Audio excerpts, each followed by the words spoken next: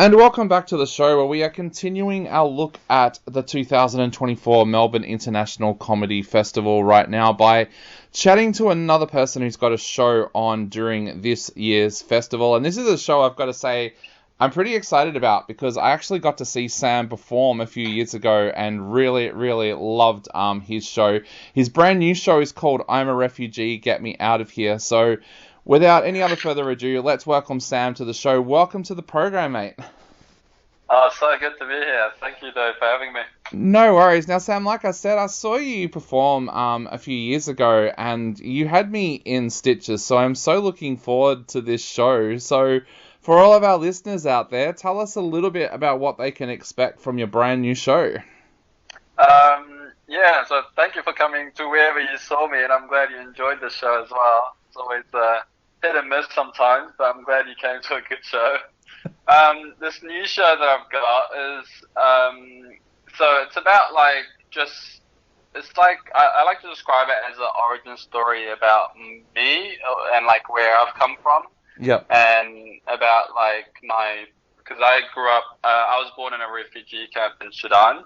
Yep. And my parents are Ethiopian, and I grew up in New Zealand, and I've been in Australia for 7 years now. So it's just kind of taking you through the journey of coming from that place and everything that I've experienced, and things that for the most part it's a bit about my siblings and my parents, and there's quite a bit about ignorant things people have said to me regarding refugees, and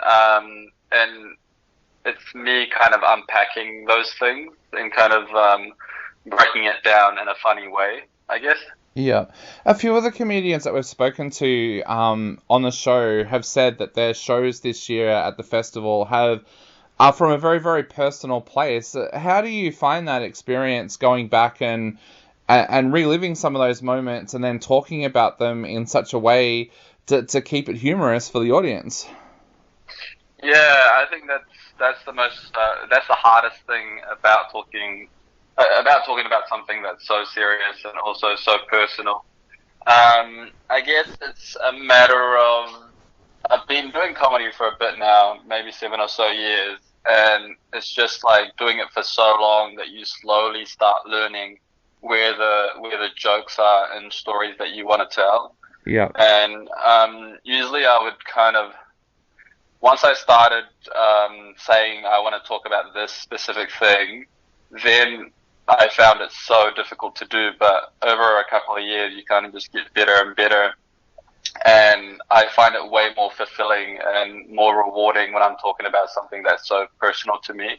Yep. And saying something about something, I guess, having a point to what I'm saying. Yeah. But also trying to make it lighthearted and funny at the same time. Yeah. Tell us a little bit about your journey with comedy. Like you said, you came to Australia 7 years ago, and that was about the time that you started with comedy as well. Where did that journey start for you with comedy? So I initially did an open mic in New Zealand, and the first one I did was when I was at uni, and that went horribly, and so I stopped and didn't do it for a year. And then I kind of did, I went to a workshop as well in New Zealand where a couple of comedians would catch up every Sunday and just talk about jokes and their stories and if it's funny or not. So I'll just sit in just like a nerd and just absorb everything they were saying. And then eventually they told me I had to contribute. I can't just sit there. And so I just would tell them some of my ideas. And they were very kind of giving me pointers about my ideas and if they thought it was funny or how I could make it funny.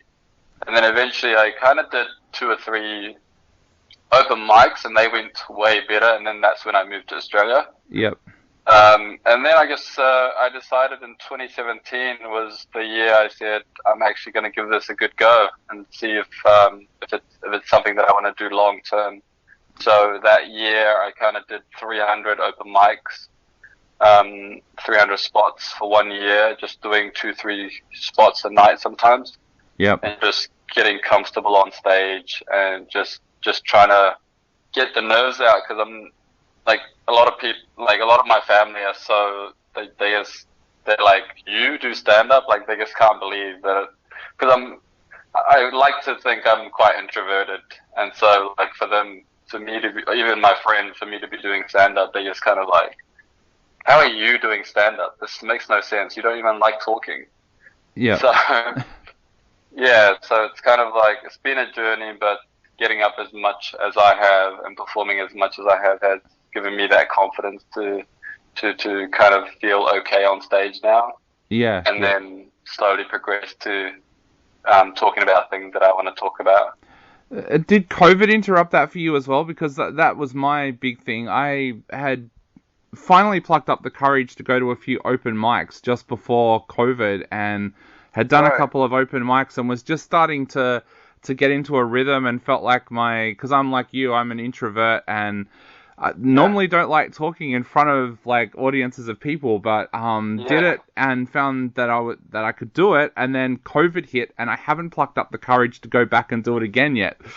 Oh no, you stopped after COVID. Yeah, because of COVID, I was like pretty much couldn't do it for like nearly 3 years, and I haven't plucked up the courage to go back yet. Oh my god, it's sometimes like that, isn't it? It's a weird thing where if you don't perform even for a week, you feel like, I kind of think, what am I doing again? Like, how do I do stand up? Like, it's so weird. Yeah. So during COVID, I focused more on the writing side. Yeah. I was fortunate enough that 2017, 18, 19, I was able to do 300 spots a year. So, like, at that point, it was the perfect time for me to focus on just the writing instead of getting up on stage a lot. Yep. So I guess it came just at the right time. And then whenever we had that, a couple of weeks of we were allowed to go out and go to shows and stuff like that, I would do everything just to get a spot at those sorts of shows. Yeah, you also won the Comedy Out West competition during that period twice. What did that mean for your career? I think it was kind of, it solidified my place in the scene in Melbourne. Yep. And that allowed me to do bigger shows and to get booked for more shows. And then when you get more shows, obviously you start getting better and better. Yep. So that was a really cool, and the best part about that competition was it was audience voted. So there was about 150 people there, and they get to vote who they like the most. Yep. And I think that's such a cool, to think that these people like saw my act and thought, yeah, you were the best out of, obviously stand-up is subjective, but it was cool to hear like that you're the person that we like the most. And that happened twice. That was a lot of fun. So you mentioned before about that during COVID you were able to concentrate on the writing. Talk us through the writing process for a show like we're going to see at the Comedy Festival. How long would it take you to actually sit down and work out exactly what the shape and what you were going to say at a show like I'm a Refugee, Get Me Out of Here?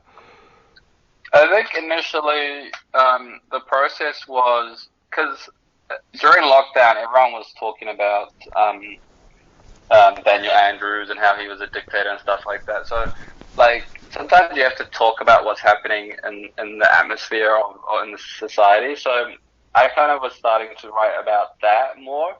Yep. And then slowly that actually gave me the confidence to dig deeper and talk about things that I like really thought were interesting.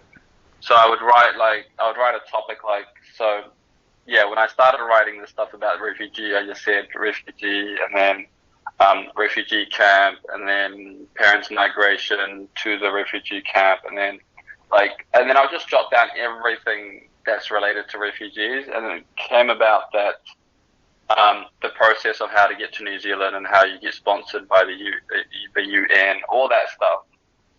I just started jotting them down, and then every day I'll just write the story about what happened. It's not funny, but you just keep writing it until you find the funny part. So I would write every morning for like 20, 30 minutes. And then eventually I kind of got a joke, and I was like, oh, this is a funny idea. And then it just kept happening where all the stuff that I wanted to talk about, I started finding the funny in them. Yep. And so, yeah, and then finally because I think you would know this, in stand-up you get like 5-minute spots around the town, around open mics. So you have to work, an idea has to be around 4.5, 5 minutes. Yep. So you just work on 4.5 minutes again and again and again until you get 10 minutes, and then you get 15, and then 20. So I just kept doing that and just added little things. Awesome. Well, mate, like I said, I am so looking forward to checking out your brand new show.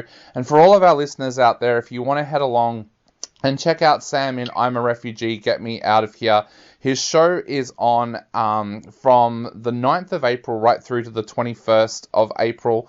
It's on 6 o'clock and 5 o'clock some nights, so we'll actually put those times and dates up on our website so that you can check out what night suits you best. It's at the Chinese Museum Tea Room, and we will have all of those dates and times and ticket links up on the subcultureentertainment.com website.